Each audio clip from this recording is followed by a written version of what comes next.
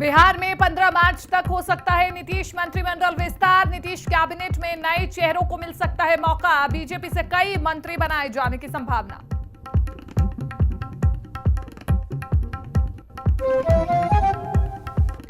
Patna civil court में बड़ा हादसा, ट्रांसफार्मर फटने से 2 की मौत, 3 वकील झुलसे। हादसे को लेकर वकीलों का हंगामा।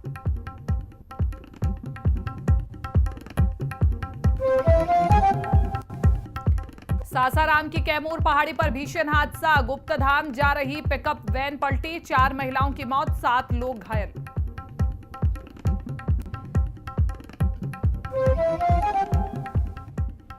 राजस्थान में कांग्रेस ने 10 सीटों पर उतारे नए उम्मीदवार। बीजेपी से आए राहुल कांसवा को चूरू से, वैभव गहलोत को जालौर सिरोही से मिला टिकट।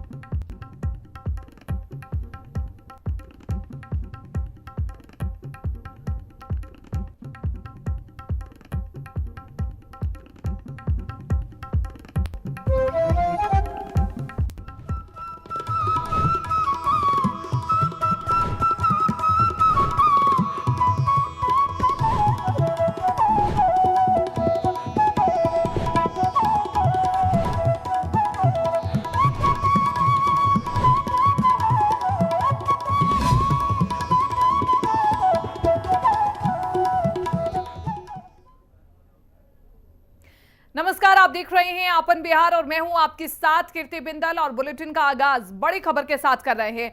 पटना सिविल कोर्ट परिसर में बड़ा हादसा हो गया है। कोर्ट में तेज आवाज के साथ फटा ट्रांसफार्मर फटने से अफरा तफरी मच गई। हादसे में 2 की मौत हो गई है, 3 लोग घायल हुए हैं। हादसे को लेकर के वकीलों ने जमकर के हंगामा किया है। तो बड़ी खबर हम आपको बता दें कि पटना में सिविल कोर्ट परिसर में ट्रांसफार्मर फटने से बड़ा हादसा हुआ है। अचानक से ऐसे कैसे ट्रांसफार्मर फटता है, ये बड़ा सवाल खड़ा हो रहा है। बड़ी खबर हम आपको बता रहे हैं इस वक्त की। तस्वीरें देखिए, हम आपको दिखा देते हैं। वकील अब बड़ी संख्या में प्रदर्शन करते हुए नजर आ रहे हैं, नारेबाजी करते हुए नजर आ रहे हैं। मुआवजे की मांग की जा रही है। आपको बता दें, अभी तक एक ही वकील के मौत की खबर सामने आई थी, लेकिन अब संख्या बढ़कर के 2 हो गई है। 6 लोग झुलसे हुए बताए जा रहे थे, यानी कि जो लोग झुलसे हैं उनकी हालत बेहद गंभीर बताई जा रही है।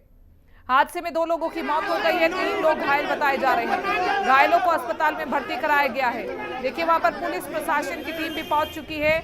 मामले को शांत कराने की कोशिश की जा रही है, लेकिन वहां पर जो वकील धरने पर बैठे हैं वो मानने के लिए तैयार नहीं है। तो आपको बता दें कि जीएम, सेक्रेटरी और जिला जज की मिलीभगत बताई जा रही है वकीलों की ओर से। जल्द ही कार्रवाई करने की मांग की जा रही है, एफआईआर दर्ज करने की मांग की जा रही है। कोर्ट में ट्रांसफार्मर फटने से बड़ा हादसा हुआ है।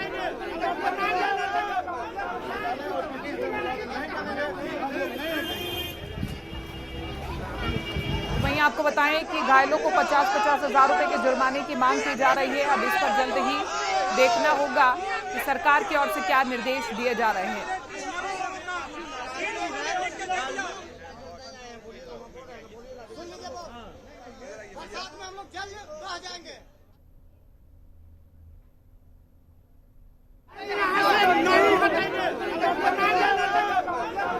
और ज्यादा जानकारी के साथ कीर्तिमान हमारे साथ न्यूज रूम से लाइव बने हुए हैं हमारे सहयोगी। कीर्तिमान, पटना से बहुत ही दिल दहला देने वाली खबर सामने आई, जहां पर एक परिसर में वकील बड़ी संख्या में बैठे हुए थे। ट्रांसफार्मर फटता है और उसके बाद 2 लोगों की मौत हो गई है, 3 लोग बताए जा रहे हैं कि झुलस गए हैं, जिनका इलाज जारी है। अभी क्या अपडेट है इस पूरी खबर में? देखिए, बिल्कुल कीर्ति, ये बहुत भयावह घटना है। और देखिए, ट्रांसफार्मर जो बताया जा रहा है सिविल कोर्ट के गेट नंबर 1 पर वहां पर लगा हुआ था, जिसके बाद अचानक से इसमें ब्लास्ट हुआ, 2 लोगों की मौत हो गई। इसमें एक वकील जो बताया जा रहा है, जिनका नाम देवेंद्र प्रसाद था, वो दिव्यांग थे, वो भागने की कोशिश कर रहे थे। वो रोजाना जो है कोर्ट ऑटो रिक्शा से आते थे, लेकिन भागने की कोशिश कर रहे थे। इस बीच ये ब्लास्ट हुआ, वो भाग नहीं पाए। उनकी फिलहाल मृत्यु हो चुकी है और उनके शव को लेकर के प्रदर्शन किया जा रहा है वकीलों की तरफ से लगातार वहां पर।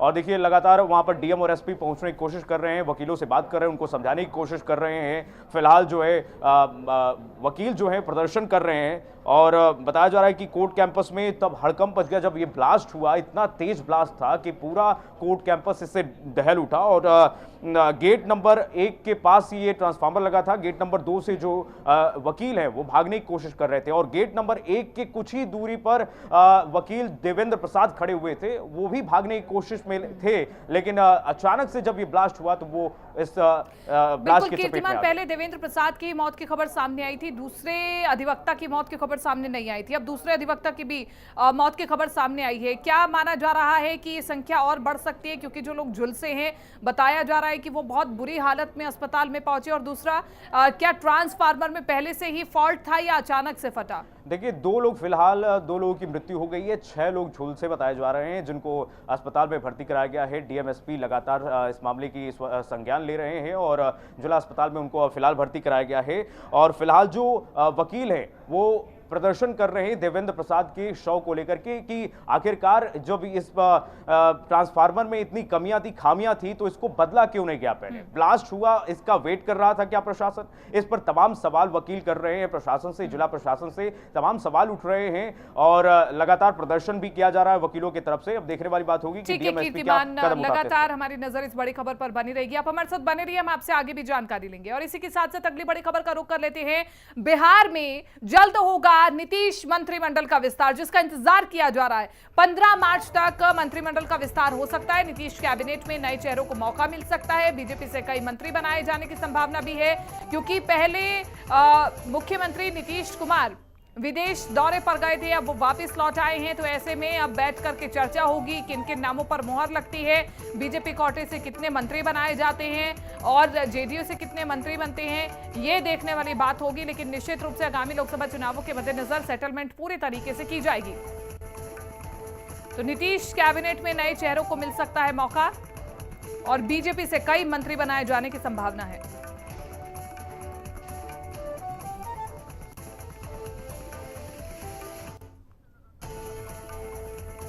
हमारे साथ ज्यादा जानकारी के साथ कीर्तिमान हमारे सहयोगी न्यूज रूम से लाइव बने हुए हैं। कीर्तिमान, क्या जानकारी है? मंत्रिमंडल का विस्तार 15 मार्च को होने की संभावना है, वहीं इसी के साथ साथ किस किस के नाम आने की संभावना है, क्योंकि आगामी लोकसभा चुनावों के मद्देनजर ये मंत्रिमंडल का विस्तार बहुत महत्वपूर्ण हो जाएगा। देखिए, कुछ ही दिनों पहले कीर्ति पत्रकारों ने जब नीतीश कुमार से सवाल किया कि आपका मंत्रिमंडल का विस्तार कब हो रहा है, तो नीतीश कुमार ने कहा कि देखिए, आप चिंता मत कीजिए, बहुत जल्दी विस्तार होगा। क्या मंत्रिमंडल इस समय जो सरकार है बहुत अच्छी तरीके से चल रही है। इस बीच जो अटकलें लगाई जा रही थी कि लालू प्रसाद यादव और राजद की तरफ से नीतीश कुमार को ऑफर दिया गया है, उस पर भी उन्होंने कहा कि देखिए, कोई संशय नहीं है, अब हम एनडीए में हैं, एनडीए में ही रहेंगे और आप लोग ज्यादा चिंता मत कीजिए। फिलहाल जो नीतीश कैबिनेट की अगर हम बात करें तो 8 मंत्री हैं नीतीश कुमार के अलावा, जिसमें बीजेपी से 3, राजद से 3 और देखिए जीतन राम मांझी की पार्टी जो हिंदुस्तान अवाम मोर्चा है उससे संतोष कुमार सुमन मंत्री हैं। वहीं निर्दलीय विधायक सुमित कुमार सिंह भी मंत्री बनाए गए हैं। लेकिन फिलहाल अभी कई लोगों को मौका मिल सकता है, इसमें कौन कौन बड़े चेहरे होंगे वो देखने वाली बात होगी। संकेत फिलहाल मुख्यमंत्री नीतीश कुमार ने दिए थे कि होली से पहले बड़ा धमाका हो सकता है। होली से पहले बड़ा धमाका, लेकिन इसी के साथ साथ क्या माना जा रहा है कि भारतीय जनता पार्टी के पाले से ज्यादा विधायकों को मौका दिया जा सकता है, क्योंकि भारतीय जनता पार्टी एनडीए के साथ ही हाथ मिलाकर के जेडीयू में एक बार फिर से मुख्यमंत्री बने नीतीश कुमार। जाहिर सी बात है, देखिए 400 पार का नारा जो बीजेपी है लगातार देते हुए दिखाई दे रही है। बीजेपी का कहना है कि 370 जो है वो अकेले बीजेपी अपने दम पर पार करेगी और 400 पार जो एनडीए के सहयोगी हैं वो साथ मिलकर कराएंगे। तो नीतीश कुमार भी, आप याद कीजिए सार्वजनिक मंच से जब एक जनसभा में नीतीश कुमार बैठे थे, प्रधानमंत्री नरेंद्र मोदी बैठे थे, वो दृश्य देखने वाला था। नीतीश कुमार ने कहा था कि प्रधानमंत्री जी आप चिंता मत कीजिए, अब सब काम हम कर देंगे, अब हम साथ में बिहार में हैं तो सारा काम लोकसभा चुनाव का हम साथ मिलकर करेंगे। और जाहिर सी बात है बीजेपी की ये आकांक्षा रहेगी कि साथ फिर से नीतीश कुमार आए हैं तो कैबिनेट में भी जगह ज्यादा बीजेपी के लोगों को दी जाए और लोकसभा चुनाव में ज्यादा से ज्यादा एनडीए में जो 400 पार का नारा है उसको भी पूरा कराया जाए। तो नीतीश कुमार, अब देखने वाली बात होगी कि बीजेपी के कितने लोगों को मंत्री बनाते हैं और राजद कोटे से कितने मंत्री बनते हैं। ठीक है, आप कीर्तिमान बने रहिए, आपसे हम आगे भी जानकारी लेंगे। लोकसभा चुनाव से जुड़ी बड़ी खबर आपको बता दें, लोकसभा चुनाव के लिए जल्द जारी हो सकती है लिस्ट और बिहार में बीजेपी नए चेहरों को मौका दे सकती है। बिहार में कई दिग्गजों की टिकट पर सस्पेंस बना हुआ है, टिकट पर सहयोगी दलों से बातचीत भी जारी है, ज्यादा उम्र वाले सांसदों का टिकट भी कट सकता है। तो इस वक्त की बड़ी खबर, बिहार में कई दिग्गजों के टिकट पर सस्पेंस बना हुआ है, टिकट पर सहयोगी दलों से बातचीत जारी है। कीर्तिमान हमारे साथ लगातार बने हुए हैं ज्यादा जानकारी के साथ। कीर्तिमान, हमने देखा है कि भारतीय जनता पार्टी एक प्रयोगशाला जहां पर कब किसका नाम कट जाए और किसका नाम शामिल हो जाए, ये कोई अनुमान नहीं लगा सकता। ऐसे में बिहार में किस प्रकार का प्रयोग एनडीए इस बार करती हुई दिखाई दे रही है? देखिए, जाहिर सी बात, ठीक कहा आपने कीर्ति, ये भारतीय जनता पार्टी में कोई भी अंदाजा भी नहीं लगा सकता है कि बीजेपी कौन सा मास्टर स्ट्रोक कब खेल दे। ये सिर्फ नरेंद्र मोदी प्रधानमंत्री और अमित शाह जानते हैं कि किसको कब क्या पद देना है, किसको कब कैसे लाना है। और देखिए, बिहार की बात आप कर रही हैं, जिसमें ये कहा जा रहा है कि नए लोगों को बिहार में अब मौका मिलेगा और पुराने लोगों का टिकट कट सकता है। जो बिहार बीजेपी के जो दिग्गज नेता है, जिसमें रमा देवी, अश्वनी चौबे, राधा मोहन सिंह, इन लोगों का टिकट जो है वो कट सकता है आने वाले समय लोकसभा चुनाव में। उधर पवन सिंह का अगर आप दर्शकों को बता दें, जिक्र कर रहे थे, तो पवन सिंह कह रहे हैं लगातार कि देखिए, अब मैं लोकसभा चुनाव लड़ूंगा। आसनसोल का टिकट उन्होंने ऑफर किया था बीजेपी ने, उसको उन्होंने ठुकरा दिया। जेपी नड्डा से मुलाकात उनकी हुई, लेकिन अब चर्चा है कि पवन सिंह जो है आरजेडी से चुनाव लड़ सकते हैं। फिलहाल क्या रुख अपनाते हैं पवन सिंह, ये देखने वाली बात होगी। लेकिन संशय जो बरकरार है, बिहार में बीजेपी जो दिग्गज नेताओं की टिकट काट करके सबको चौंका सकती है और नए चेहरों को मौका दी जा सकती है। कीर्तिमान, बहुत बहुत शुक्रिया तमाम इस जानकारी के लिए और बातचीत के लिए।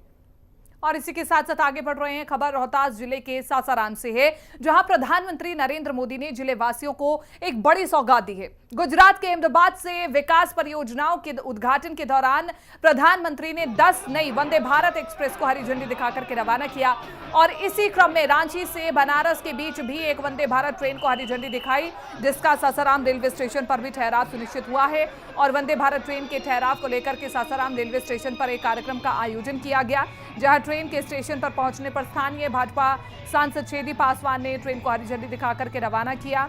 और वंदे भारत एक्सप्रेस के ठहराव से जिले वासियों में खुशी की लहर है। भारत का ठहराव किया गया, इसे निश्चित रूप से सासाराम के लोगों को करवाने को महसूस कर रहे हैं। और हमारा उद्देश्य है, हमारा खास करके उद्देश्य है कि अधिक से अधिक ट्रेन यहाँ रुकना शुरू हो जाए और टिकट कटना शुरू हो जाए, ताकि राजधानी का ठहराव यहाँ करा सके। वहीं प्रधानमंत्री नरेंद्र मोदी ने मंगलवार को 85,000 करोड़ से अधिक राशि की रेल परियोजनाओं का शुभारंभ और शिलान्यास किया। रेलवे की रफ्तार और जन सुविधाओं का ख्याल रखते हुए प्रधानमंत्री नरेंद्र मोदी ने 10 वंदे भारत एक्सप्रेस ट्रेन समेत अन्य रेल सेवाओं को हरी झंडी दिखाकर के रवाना किया। इन्हीं रेल परियोजनाओं में प्रधानमंत्री ने अररिया को 2 नई ट्रेन के साथ 1 माल गोदाम, 2 coach restaurant, Jogbani railway station पर 1 शॉप 1 प्रोडक्ट की सौगात दी, जिसको लेकर के व्यवसायियों और आम लोगों में उत्साह का माहौल है। पूरे देश में ट्रेनें की जाल बिछा दी और जो सुविधा इन्होंने दिया, आज यहाँ सामने में रेल कोच है, इनका भी उद्घाटन हुआ हमारे फॉरबिसगंज में। साथ ही माननीय प्रधानमंत्री जी ने हमारे आम जनता के लिए बहुत सारी ट्रेनें दी हैं। इधर अररिया में आगामी लोकसभा चुनाव को लेकर के शहर में सीआईएसएफ जवानों ने फ्लैग मार्च निकाला, जिसमें स्थानीय पुलिस बल की भी मौजूदगी नजर आ रही है। वहीं सीए कानून की नोटिफिकेशन के बाद सीमांचल के सभी जिलों में पुलिस को अलर्ट मोड में रहने को कहा गया है। अररिया एसपी अमित रंजन ने बताया कि मुख्यालय की तरफ से जो एडवाइजरी आई है उसको फॉलो किया जा रहा है। वहीं हमसे सीए को लेकर के सभी एसएचओ के साथ बैठक की है, जिसमें संवेदनशील स्थानों पर विशेष नजर रखने का निर्देश दिया गया है।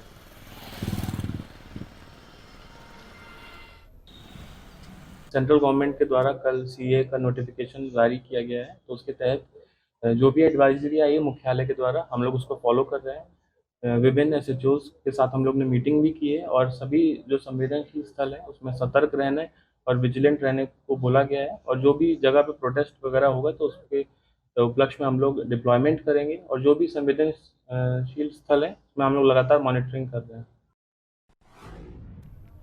अररिया पुलिस ने मोस्ट वांटेड टॉप 10 अपराधी राजेश कुमार मंडल समेत 3 अपराधी को पिस्टल के साथ गिरफ्तार किया है। लूट समेत अन्य आपराधिक मामलों में पुलिस इन अपराधियों की तलाश कर रही थी, जिसकी जानकारी अररिया एसपी समेत अमित रंजन ने प्रेस कॉन्फ्रेंस करके दी है। इसके द्वारा ऐसे अपराधी जो कि विभिन्न कांडों में वांछित हैं और जो कुख्यात अपराधी लगातार उनके ऊपर छापेमारी की जा रही है। उसी उपलक्ष्य में कल एक टॉप 10 अपराधी जो इसका नाम है राजेश कुमार मंडल, इसकी गिरफ्तारी को सुनिश्चित कर लिया गया। ये अररिया कांड संख्या 1042 जो बस स्टैंड ओवरब्रिज के पास एक लूट की घटना हुई थी, तो उसमें इसको गिरफ्तार किया गया है। और इससे पूछताछ के बाद जो घटना में प्रयुक्त पिस्टल था उसको भी बरामद कर लिया गया है।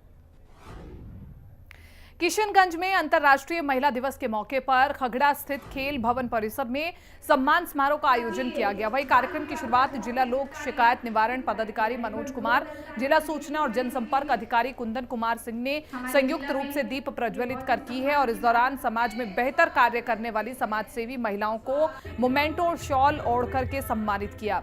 वही कार्यक्रम में स्कूल के छात्र छात्राओं के द्वारा भ्रूण हत्या, बाल विवाह जैसे मुद्दों को लेकर के सांस्कृतिक कार्यक्रम प्रस्तुत कर लोगों को जागरूक करने का संदेश दिया गया है। जिला प्रशासन के नियंत्रण में जो खेल भवन में अंतर्राष्ट्रीय महिला दिवस का कार्यक्रम कराया गया है, संपन्न कराया जा रहा है, उसके लिए मैं सारी महिलाओं को बधाई देती हूँ, शुभकामना देती हूँ।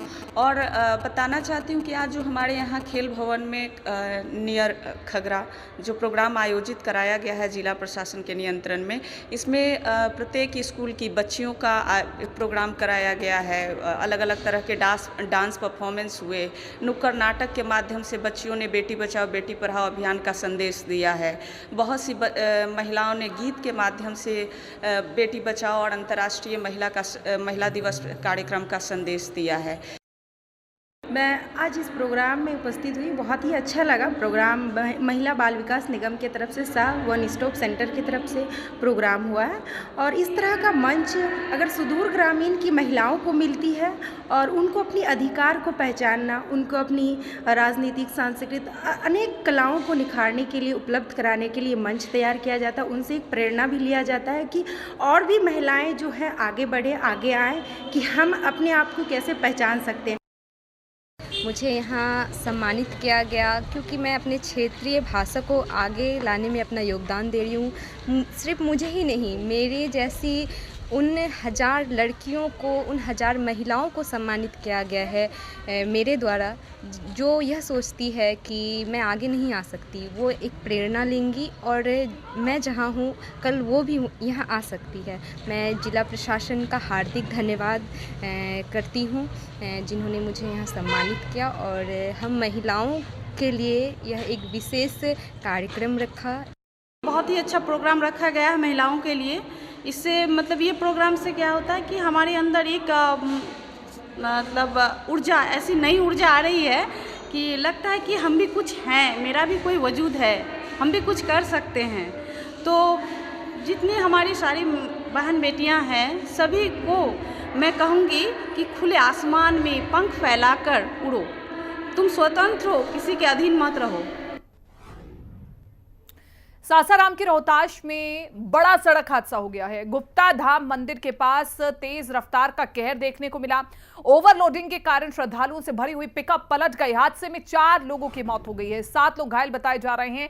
चेनारी थाना क्षेत्र के गायघाट का पूरा मामला बताया जा रहा है, जहां चेनारी थाना क्षेत्र के गायघाट से गुप्ता धाम जाने के दौरान श्रद्धालुओं से भरी पिकअप वैन पलट गई, जिससे 4 महिला श्रद्धालुओं की मौत हो गई, जबकि 7 से ज्यादा लोग गंभीर रूप से घायल हुए हैं। आपको बता दें कि पिकअप वैन पर 25 से अधिक लोग सवार थे और सभी लोग कैमूर पहाड़ी स्थित गुप्ता धाम दर्शन के लिए जा रहे थे। इसी दौरान कैमूर पहाड़ी पर चढ़ते समय गायघाट के पास पहाड़ी सड़क से नीचे वैन पलट गई। आपको बता दें कि पिकअप वैन भोजपुर जिला से सासाराम के गुप्ता धाम दर्शन के लिए जा रही थी। पिकअप पर ज़्यादा संख्या में लोग सवार थे। इसके कारण गाय घाट पर दुर्घटना हुई है, जिसमें 4 व्यक्ति की मृत्यु हुई है और करीब 26 लोग इलाजरत हैं। जो क्रिटिकली इंजर्ड हैं उनको सदर अस्पताल रेफर किया गया है। जो आपका हेल्थ एंड वेलनेस सामुदायिक स्वास्थ्य केंद्र है ना, कम्युनिटी हेल्थ सेंटर चेनारी के द्वारा, और अन्य लोगों का प्रॉपर ट्रीटमेंट किया जा रहा है। खबर रोहतास के सासाराम से है, जहां दरीगांव थाना के महारानिया के पास राष्ट्रीय राजमार्ग पर एक अनियंत्रित ट्रक ने बाइक सवार को टक्कर मार दी, जिसमें पिता बेटी की मौत हो गई, जबकि बेटी की मां गंभीर रूप से घायल हो गई। आपको बता दें कि तिलौथू के होरका के रहने वाले संतोष गुप्ता अपनी पत्नी और बेटी के साथ बाइक से एक रिश्तेदारी से लौट रहे थे और इस दौरान महारानिया के पास हादसे का शिकार हो गए। इस हादसे के बाद परिवार के लोगों के बीच कोहराम मचा हुआ है।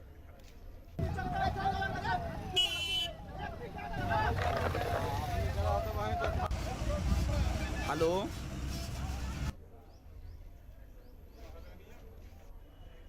गाइस से लोग अपने गांव घुरका जा रहे थे, डोडियाओं से चल रहे थे और महारानिया NH 2 पर ऐसा बात हुआ, घटना हुआ। हम लोग सुने तो हम लोग आए उनके लिए। भाजी का मेरे जो संतोष कुमार गुप्ता नाम है, उनकी लड़की थी, वो भी डेथ कर गई और हुआ का सीरियस। शादी में डोडियाओं से जा रही थी घुरका के लिए। तिलौथू थाना में? हाँ, तिलौथू थाना।